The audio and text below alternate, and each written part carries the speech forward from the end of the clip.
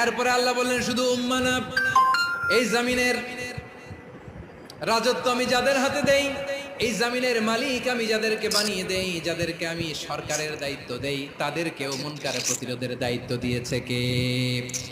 আল্লাহ বলেন যারা ক্ষমতার মসনদে বসেছে তাদেরকে 4 দফা কর্মসূচি আমি আল্লাহ দিলাম। আওয়াজ করে বলেন কয় দফা? আল্লাহ বলেন আল্লাযীনা ইম্মাক্কান্নাহুম ফিল আরদি আকামুস সালাতা ওয়া আতাউস যাকাতা ওয়া আমারু বিল মা'রুফি ওয়া নাহাউ আনিল মুনকার ওয়ালিল্লাহি আকিবাতুল উমুর।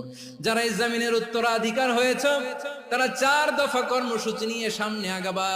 সালাত কায়েম করবা, যাকাত আদায় করবা, সৎ কাজের আদেশ দিবা, অসৎ কাজ থেকে মুনকার প্রতিরোধ করবা। আদেশটা কার?